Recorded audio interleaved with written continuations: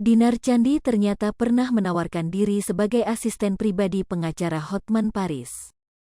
Namun, tawaran Dinar Candi ditolak mentah-mentah pengacara Hotman Paris. Dinar Candi membenarkan dirinya memang pernah menawarkan sebagai aspri dari sang pengacara nyentrik Hotman Paris, meski hanya berupa candaan.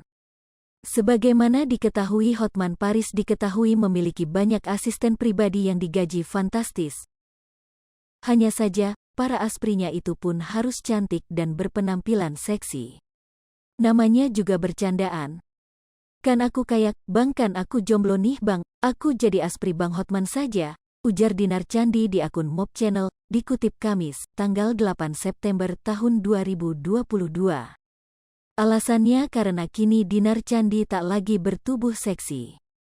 Kata dia, nggak elo sekarang nggak seksi, ucap Dinar Candi. Karena sekarang aku kan sekarang lebih suka baju tertutup. Abang tuh yang seksi katanya. Dia punya kriteria sendiri, jadi nggak bisa, lanjutnya. Diakui perempuan 29 tahun itu, dirinya memang belakangan sedang gemar menggunakan pakaian tertutup. Namun ketika bekerja, mantan kekasih Ridho Ilahi ini tak memungkiri masih mengenakan baju ketat dan seksi. Pasalnya jika terlalu panjang, dia akan merasa kepanasan.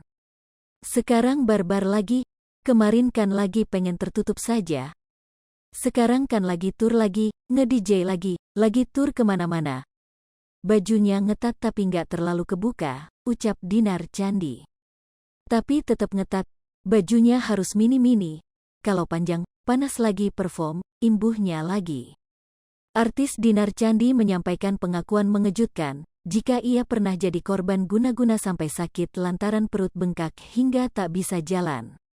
Bahkan, Dinar Candi mengaku jadi korban guna-guna selama 1 tahun.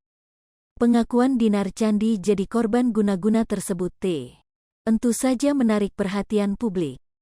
Diketahui, kehidupan Dinar Candi memang kerap menyita perhatian publik. Seperti pengakuan yang diungkapkannya baru-baru ini. DJ seksi itu mengungkapkan bahwa dirinya pernah jadi korban guna-guna. Peristiwa itu terjadi di rumahnya, bahkan belum lama ini.